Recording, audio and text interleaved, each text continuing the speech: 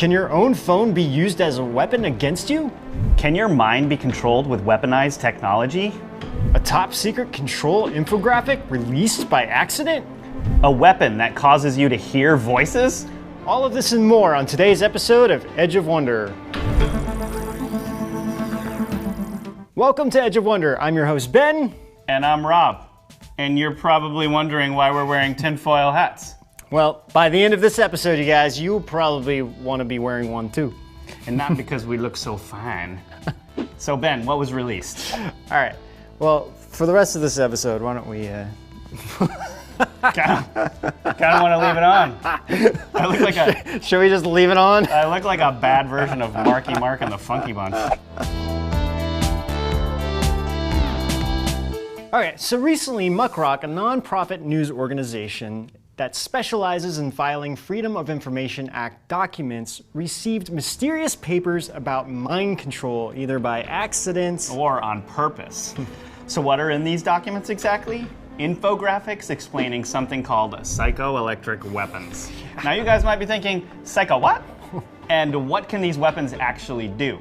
Well, this is where it gets super scary. They can do everything from controlling your dreams, controlling body movements, induce changes to your hearing. I mean, just look at this infographic they received. There's some really crazy stuff written on it about how the human body can be actually manipulated. Right, I know. So there's even sleep prevention, an irresistible sensation to go to a specific place, like you just have to go there, constant itching, induced heart rate. I mean, this thing just goes on and on and on. Yeah, the one that freaks me out the most, though, was the one where they can actually, like, move your hands intentionally, like, the way that they want them. Yeah. So let's get back to how this was released and what exactly this means. Ben, what I thought was the really interesting thing is that this came out a week after we published our video with cybersecurity expert James Scott, who talked about how this kind of technology actually exists. And you guys watch our interview with James Scott if you want to find out more about that. So keep watching if you want to know what this all means. So in our interview with James Scott, he explained how your phones or computers could be turned into a weapon through a frequency that would be sent out, which you can't hear, but it would have a physical effect on the human body. So kind of like if someone has a weaker mind, or let's say their mind was compromised somehow, according to what these documents show, it could potentially be controlled or told to do things that they might not otherwise want to do. Right. So here's where it gets super weird. On these documents, it says that in 1974, Dr. Joseph C. Sharp performed the first successful transmission of a human voice directly in the skull of a person which bypassed the ears. I mean, this is so like, what? Like, that happened in 1974, right? Yeah. What can they do now? Just wait, because it gets weirder. They tested this stuff on deaf people, and this guy even has a patent for this microwave voice device. So why do they want to do this? Okay, so you're probably wondering, what purpose would a weapon like this have? Or maybe you figured it out because it wouldn't take a genius to. So on the site's strategy page, which is all about military affairs, they mentioned that a death ray was replaced by the voice of God during the war in Iraq. Okay. So what this means is that instead of using weapons to fight, they use something called a long-range acoustic device, or LRAD. I think let's go with LRAD. That just sounds LRAD sounds it's way probably better. LARD, but let's just go with LRAD. Well, it says that the LRAD is just a focus beam of sound. So, I mean, I could aim this thing at someone from like 300 meters away, and they could literally hear the voice, my voice, in their head. So what that means is, if I got control of this thing, I could beam this into Ben's head and force him to do something like, buy me some Twinkies. Ben, buy me some Twinkies.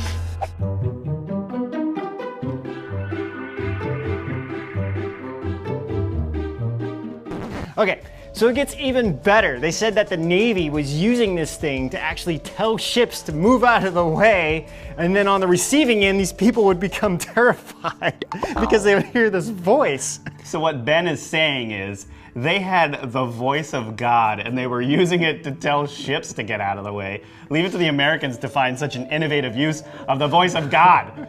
So the people were terrified when they heard it, right? Yeah, I mean, people are just like, what the heck is going, I mean, could you imagine, like, being in a ship and all of a sudden you're just hear this, move out of the way. Like, what the heck? Move out the way. Yeah, so I hopefully they stopped using it after people were, like, really freaking out. Yeah, okay, but real situation. So imagine this. You're fighting a war, and all of a sudden, you hear this voice in your head that says it's God telling you to drop your weapons and surrender. I mean, that's... I'd have a bit of a crisis there myself if I heard that. I mean, seriously. I mean, you can just imagine how much of an effect a weapon like that could have. I mean, weaponizing sound in someone's head, that is ridiculous. Yeah, exactly. Okay, so like Ben and I like to throw the most crazy things at you guys. So Exactly. because ISIS is super religious, it seems like this weapon actually had an effect. Now, why would they do this to the general population? Well, keep watching if you want examples of how they're using this. So the reason they'll do this to the general population is simply for control, really. I mean, these leaked documents show that they can use helicopters, cell phone towers, even commercial vehicles to send out these signals using these psychoelectronic weapons to cause all kinds of symptoms. Right. So y'all know there was a real-life CIA mind control experiment going on called MK Ultra, right? It's still going on, but it is like way more sophisticated than when it first started. Right. I mean, they don't technically use this name MK No, Ultra. technically that is like not, but everyone uses it out of Right, blanket. exactly. Yeah, and term. because it's the most well known. But we decided we're not going to go into this too much because, I mean, man, if we It's did, it's like a whole episode. yeah, it'd be like an hour long. So we'll do a whole episode on that sometime in the future. But we wanted to bring it up anyway. Like, anyone remember Clockwork Orange? It's kind of based out of that. Yeah, so Clockwork Orange. Every time I think of Clockwork Orange, I think of that image of the guy with the eye drops thing. Yeah. We gotta show that.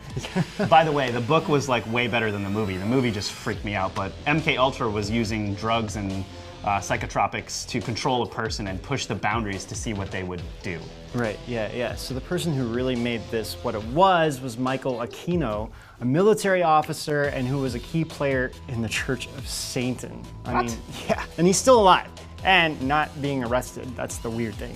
So he used drugs and satanic rituals to control people, and he's working with the CIA. What the heck? What hasn't the CIA dipped into? Yeah. There's even a video of one of the professors he was working with telling a young girl to grab a cobra by the head and then later telling her to put her hand in acid. Yeah, that's not weird. This dude looks like a freaky vampire.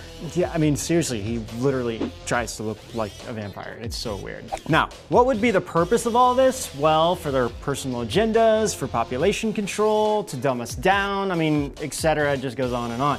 But let's get into some real life examples of this. So we can get in some serious conspiracies here, everything from the recent shootings, JFK's assassination bombings, etc.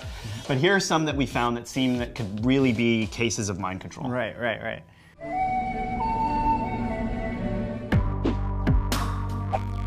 So let's start with Aaron Alexis, the Navy Yard shooter who killed 12 people in DC in 2013.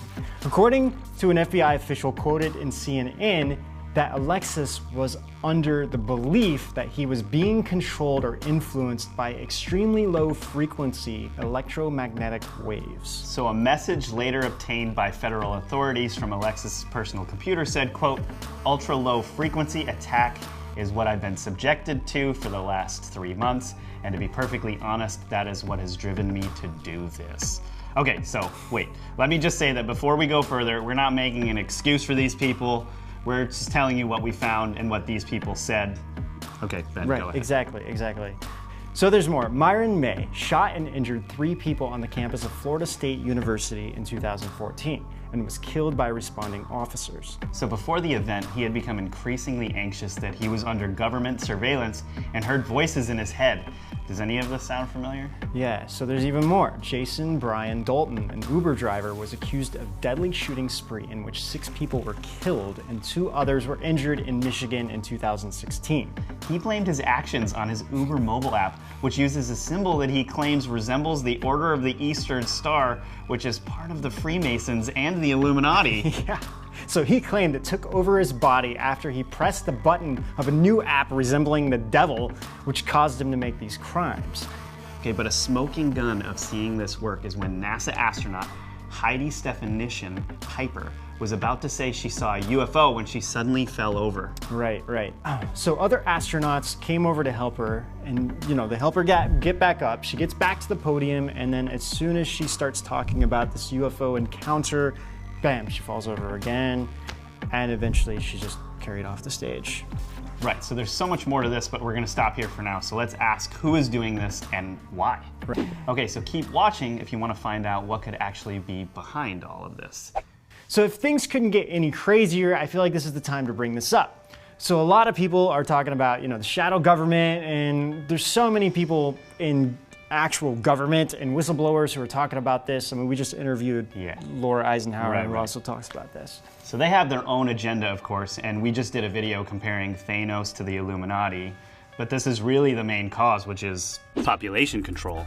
Right, they want to control us so they can start their plan to eventually begin their new world order. But to do that, they want to make sure that no one will be able to stop them. Also, we just interviewed Laura Eisenhower, the great-granddaughter of President Eisenhower, who actually talks about this as well. So so the shadow government, I mean, we could get so much into this, who's involved, what's involved, how many people are involved with this. I mean, and what are these doing? They're mostly like suppressing human consciousness, really. They don't want us to develop into, There are actually, some reports say that they're scared of us developing. Yes, right? exactly. And that's what Laura was actually telling us too. So, but what's starting to happen though is that a lot of people are starting to wake up. More people are realizing that there are things that exist beyond this reality and are starting to see the truth behind all this mainstream narrative that, that they want us to believe. So to make a long story short, a lot of these mind control things are not working the way they planned them to initially. Right, right. So do you want to know what you can do about it? That's basically what we're going to cover next. Right.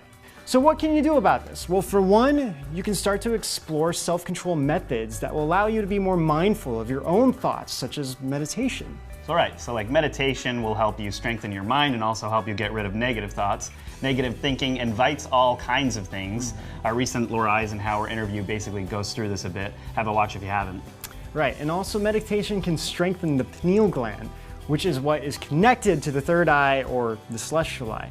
Through that, you'll be able to see wonders beyond anything you thought was true. Comment below if you want us to do a video on everything there is to know about the celestial eye. Or you could just do what we did at the beginning of this episode and start wearing tinfoil hats. So like I said, by the end of this video, we may all be wanting I to just wear can't look tinfoil cool hats. in this thing, Ben. It just doesn't work for me. Well, I mean, and yours is like the most stylish tin hat ever. Your tin hat looks terrible, man. And your little thing fell off of it. I know it did, my antenna. Well, in any case, whatever it is you choose to do, I hope this episode has helped you guys. Also, guys, please hit like and subscribe. We're new and we can use all the help we can get. Right? And until then, we'll see you out On the edge of tinfoil. Hey, actually, before we end here, why don't you guys send us your photos about how you look in your tinfoil hats?